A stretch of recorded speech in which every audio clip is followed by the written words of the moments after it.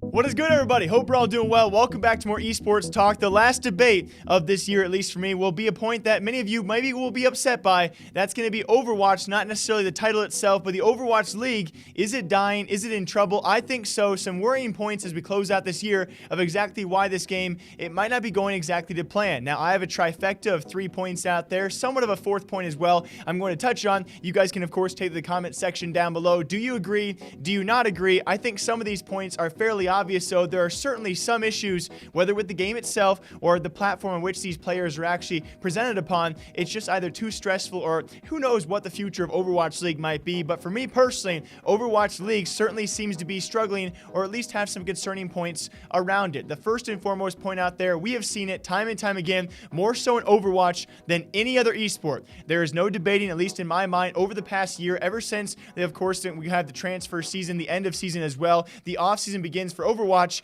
and Overwatch pros are dropping like flies. Not to even include semi-pros and contender pros out there. We have a list of right around 10 players already dropping the esport entirely, whether they go to casting, to analyst, to commentating, whether they go to content creation, or away from professional play in general. Some come back, but most don't. We have seen more Overwatch retirees over the past year than any other esport, okay? When it comes to naming these guys, and you can add, I guess you could say it all was sparked by a guy like Siegel. You can throw DeFran and XQC in that list as well, but besides them, there are many of others. You know, we have Guard, we have ANS, we have Kusta, we have Jake, and yes, maybe they were actually lucky enough to find a job still part of the league itself, but it still does continue, as we have other players, Fisher, Rise, Stellar, Kookie, and that list, like I said before, it does go on beyond just the top tier pros out there. There are plenty of pros not competing in contenders. They quit all in all because this system and this format they are in is so stressful. It's so strenuous. We've seen it especially when it comes to the Asian region out there, the travel, the exhaustion these guys go under, especially when it comes time for continuous changes throughout the season to have to adapt to.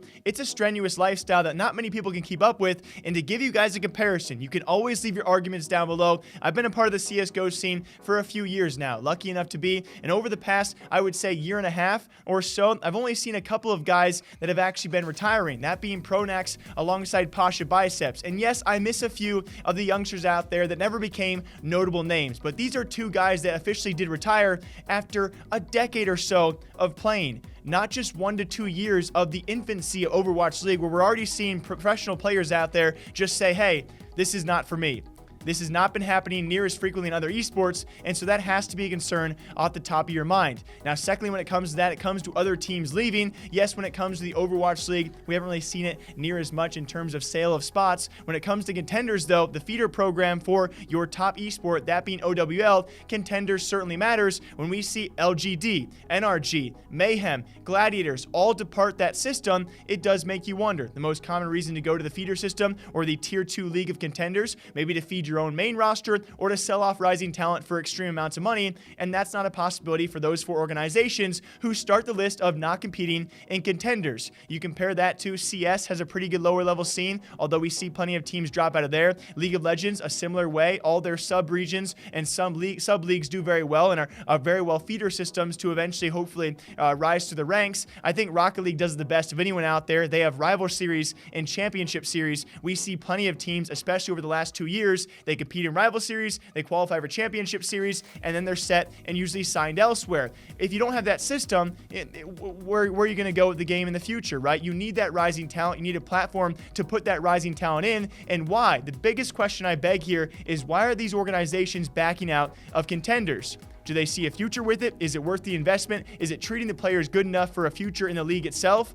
I have no idea. That's my second concerning point. And third of the trifecta of reasons why I'm worried, you now have top talent as this morning being announced to not be a part of the league for the upcoming season. And why this is worrying, especially if you add a name like maybe a Semler out there, other Overwatch talent as well. If you add any other names to this, it certainly becomes a large concern. Monte Cristo has announced this morning, guys, or a few hours back, he will not be a part of the Overwatch team in next season as well, and any Overwatch content as well, striking apparently creative and philosophical issues with the team for the future, which has to really make you wonder, what exactly did he go back and forth with management on and not agree with? Does he see a future in the league? Does he see a future, or a better future at least, elsewhere in esports? Seemingly so. And again, if you add any other list of talent there that will solely join him, if they do, it has to stress some sort of concern. And that's why I call it the trifecta. players retiring, teams leaving, talent leaving.